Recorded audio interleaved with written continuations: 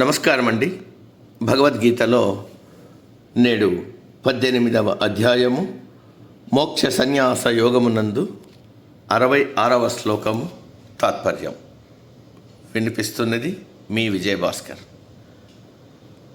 సర్వధర్మాన్ పరిత్యజ్య మామేకం శరణం వ్రజ అహం త్వా సర్వపాపేభ్యో మోక్షయిష్యామి మా శుచః.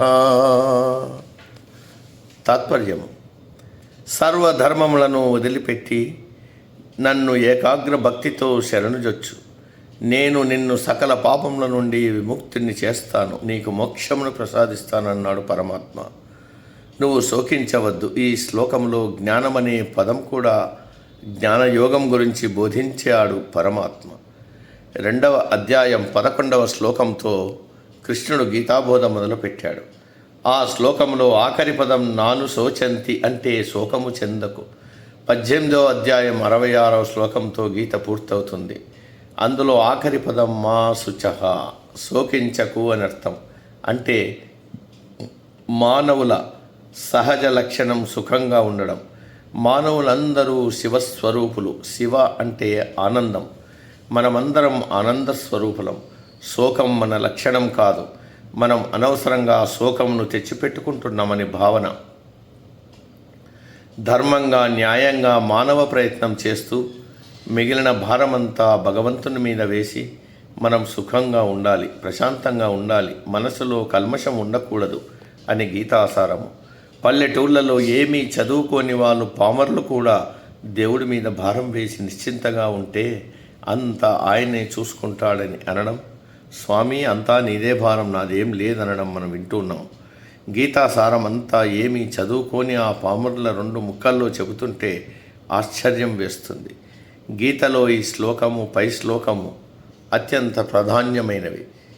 ఈ 2 శ్లోకాలు అర్థమైతే గీత మొత్తం అర్థమైనట్లే. ఈ శ్లోకంలో మొదటి 2 పదాలు సరిగా అర్థం చేసుకోకపోతే విపరీత అర్థాలు గోచరిస్తాయి. నీవు ఏ పని చేయకు, నీ ధర్మాలన్నీ వదిలిపెట్టు, నా దగ్గర కూర్చుని పూజించు, భజన చెయ్యి, నీకు మోక్షం ఇస్తానని పై అర్థం. పని చేయకుండా ఏ వ్యక్తి ఉండలేడు, అది సాధ్యం కాదన్న కృష్ణుడు ఆ మాటలు ఎందుకు చెప్తాడు? పైగా అర్జునుడికి నీ స్వధర్మమైన క్షాత్రధర్మం ఆచరించు, యుద్ధం చెయ్యి అన్నాడు అని ధర్మాలు వదిలిపెట్టు అని ఎందుకు చెప్తాడు? కాబట్టి ఈ మాటలకు పైపైన అర్థం తీసుకోకుండా లోతుగా అధ్యయనం చేయాలి. సర్వధర్మాన్ పరిత్యజ్య అంటే ఏ పని చేయకుండా సోమరిగా కూర్చోవడం కాదు. మానవులకు కొన్ని ధర్మాలు ఉన్నాయి, వాటిని మానవులు ఆచరించాలి. వాటినే నిత్య నైమిత్తిక కర్మలు అంటారు. నిత్య కర్మలు అంటే ప్రతిరోజు చేసేవి. స్నానము, సంధ్యావందనము, పూజ, వేదశాస్త్రములు చదవడం. నైమిత్తిక కర్మలంటే ఏదో ఒక నిమిత్తంతో చేయాల్సినవి. పుట్టగానే జాతక కర్మలు, ఉపనయనము, మరణిస్తే అంత్యక్రియలు, మాసికాలు, ఆబ్దికాలు ఇలాంటివి. జీవన్ముక్తుడైన తర్వాత ఇవి చేయకపోయినా పర్వాలేదు, కానీ సామాన్య మానవుడు ఇవన్నీ చేయాలి. అయితే కేవలం ఇవి ఆచరిస్తేనే మోక్షం రాదు. ఈ నిత్య నైమిత్తిక కర్మల కంటే భగవంతుని మీద అనన్య భక్తి, ఏకాగ్ర బుద్ధి కలిగి ఉండడం ఉత్తమం. భగవంతుని మీద ఏకాగ్ర బుద్ధి, శ్రద్ధ, మనోనిగ్రహము, ఇంద్రియ నిగ్రహము సాధిస్తే నిత్య నైమిత్తిక కర్మలు చేయకపోయినా పర్వాలేదు అని అర్థం. కాబట్టి మనము సర్వధర్మాన్ పరిత్యజ్య అంటే పరమాత్మ సోమరితనాన్ని ప్రోత్సహిస్తున్నాడు అని అనుకోకూడదు. ఏ కర్మ చేసినా దానిని నేను చేస్తున్నాననే అహంకారము, కర్తృత్వ భావన లేకుండా చేయాలి. అప్పుడు ఆ కర్మల బంధనాలు అంటావు. ఆ కర్మలు చేసినా చేయనట్టే లెక్క. ఆ విధంగా సర్వధర్మాన్ పరిత్యజ్య అనే పదాలు అర్థం చేసుకోవాలి. కానీ మనం మాత్రం అదే చేస్తున్నాం. అంతా నేను చేస్తున్నాం, అంతా నా వల్లనే జరుగుతూ ఉందనే భావనతో ఉన్నాం.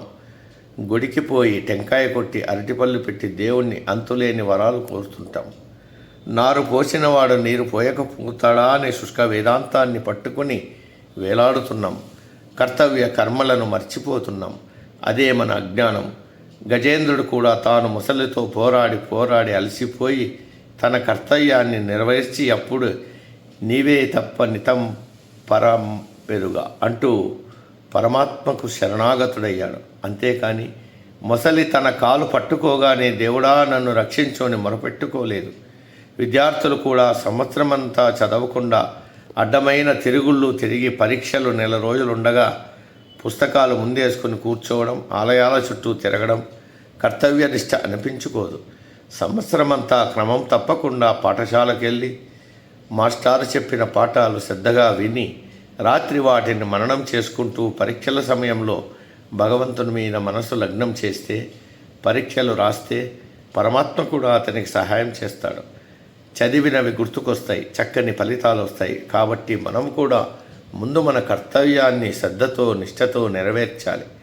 ఫలితం భగవంతునికి వదిలిపెట్టి నిశ్చింతగా ఉండాలి. సర్వధర్మాన్ పరిత్యజ్య అంటే మరొక అర్థం కూడా చెప్పుకోవచ్చు. మనకు 2 మార్గాలు ఉన్నాయని చెప్పుకున్నాం కదా. ఒకటి ప్రవృత్తి మార్గం, 2 నివృత్తి మార్గం. సర్వధర్మములు అంటే ప్రవృత్తి మార్గములో లభించేవి. ప్రాపంచిక విషయాలు, విషయవాంఛలు, బంధుమిత్రులు, ఆస్తి, ధనము, బంధనములు ఇవన్నీ వదలాలి. ఊరికే వదిలితే సరిపోదు. పరమాత్మను శరణు వేడాలి. నీవే తప్ప నితః పరం బెరుగ అనే స్థాయికి చేరుకోవాలి. అప్పుడు మనం ఏమి చేసినా ఆ పాపం మనకంటదు. అంటే అకృత్యాలు చేయమని కాదు. ఆ స్థాయికి చేరుకున్న వాళ్ళు దుర్మార్గాలు, అకృత్యాలు చేయడు. పరమాత్మను పట్టుకున్న వాడికి చిన్న చిన్న ధర్మములు, పూజలు, వ్రతములు చేసి ప్రయోజనం లేదు. గంగానది పక్కన ఉన్న వాడికి బావి నీళ్లతో పని లేదు. అందుకే సన్యాసులు ఏమీ చేయరు. కేవలం పరమాత్మను మనసులో నిలుపుకొని ధ్యానిస్తారు. కానీ మనం సన్యాసులం కాదు కదా, సంసారంలో ఉన్నాం. కాబట్టి మనము కర్మలు చేయాలి, తప్పదు. కర్మలు చేయకుండా ఒక్క క్షణం కూడా ఉండలేం. ఇదివరకే చెప్పబడింది. ఆ కారణం చేత ఇక్కడ సర్వధర్మాన్ పరిత్యజ్య అంటే సర్వధర్మములను ఆచరిస్తూనే వాటిని నేను చేయడం లేదు, అన్నీ ప్రకృతి సిద్ధంగా జరుగుతున్నాయి, నేను కేవలం సాక్షిగా చూస్తున్నాననే భావన అలవర్చుకోవాలి. నేను చేస్తున్నాననే కర్తృత్వ భావన వదిలిపెట్టాలి. ఎందుకంటే ఆత్మ వేరు, శరీరం వేరు. మనసు, బుద్ధి, అహంకారాలు, శరీరం ఇవే మరులు చేసేది. గుణేషు వర్తంతే అని ఇదివరకే చెప్పబడింది. అంటే మనలో ఉన్న సత్వ, రజస్తమో గుణములు బయట ప్రకృతిలో ఉన్న రజోస్తమో గుణములతో చేరి ప్రవర్తిస్తున్నాయి. దాని వలన కర్మలు జరుగుతున్నాయి. ఉదాహరణకు సత్వగుణము కలిగిన అందమైన వస్తువును కానీ పువ్వును కానీ చూసి మనలో ఉన్న సత్వగుణము దానిని చూడమని, దాని దగ్గరకు వెళ్ళమని సూచిస్తుంది. అప్పుడు మనం దాని దగ్గరకు వెళ్తాం. కానీ రజోగుణము, తమోగుణము కలిగిన పామును, పులిని చూసి మనలో ఉన్న రజస్తమో గుణములు దానిని చంపు లేకపోతే పరిగెత్తును సూచిస్తాయి. వెంటనే మనం ధైర్యం ఉంటే కత్తో కర్రో తీసుకుంటాం, లేకపోతే పరుగులంకించుకుంటాం. ఇవన్నీ ఆత్మ కేవలం సాక్షి మాదిరి చూస్తుంది. కాబట్టి మనం స్వధర్మనిష్ట కలిగి ఉండాలి, కర్మలు చేయాలి. కానీ అవన్నీ మనసులో ఉన్న గుణముల ప్రభావంతో ప్రకృతి సిద్ధంగా జరుగుతున్నాయి. కానీ వాటిని నేనే చేస్తున్నానని అనుకోకూడదు. నేను వేరు, శరీరం వేరు అనే జ్ఞానాన్ని కలిగి ఉండాలి. ఈ విషయాలను తెలుసుకోవాలి. అంటే ఆత్మజ్ఞానం కలిగి ఉండాలనే అర్థాన్ని ఈ సర్వధర్మాన్ పరిత్యజ్య అనే పదాలు స్ఫురింపజేస్తున్నాయి. మామేకం అంటే పరమాత్మను ఒక్కడినే శరణు వేడాలి. అనన్య భక్తి కలిగి ఉండాలి. మనసు చంచలం కాకూడదు. చెట్టుకు మొదట్లో నీరు పోస్తే చిటారు కొమ్మకు కూడా చేరినట్టు పరమాత్మను ఏకాగ్ర బుద్ధితో పూజించి ధ్యానిస్తే అన్ని దేవతలను పూజించినట్టే, అన్ని ధర్మములు ఆచరించినట్టే, అన్ని కర్మలు చేసినట్టే. ఆకాశాత్వతితం తోయం యదా గచ్చతి సాగరం సర్వదేవ నమస్కార కేశవం ప్రతిగచ్చతి అంటే ఆకాశం నుండి భూమి మీద పడిన నీరు నానా విధాలుగా సముద్రం చేరినట్టు మనం ఎంతమంది దేవతలను, దేవుళ్లను వివిధ రకాలుగా పూజించినా అవన్నీ కూడా పరమేశ్వరునికే చెందుతాయి.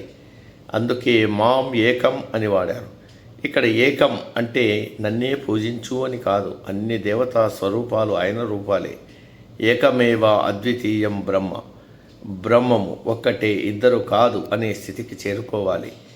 దేవుళ్ల మధ్య భేదభావమును వదిలిపెట్టాలి. దానికి ఫలితం ఏమిటంటే అహంత్వా సర్వ పాపేభ్యో మోక్షయిష్యామి, అంటే మానవులు తమ సమస్త పాపముల నుండి విముక్తులవుతారు. సంసార బంధనాల నుండి, ప్రాపంచిక విషయాల నుండి, విషయ వాంఛల నుండి ముక్తి కలుగుతుంది.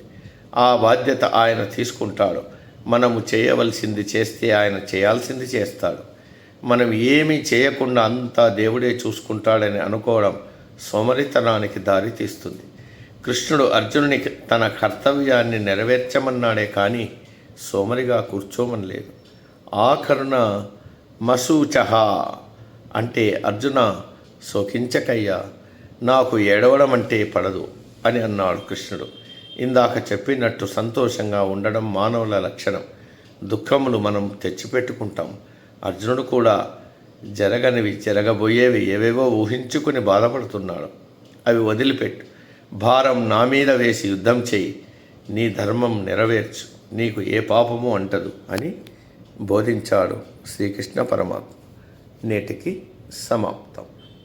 తదుపరి శ్లోకం రేపటి రోజు. సర్వే జన సుఖినో భవంతు. అందరూ బాగుండాలి, అందులో మనం ఉండాలి.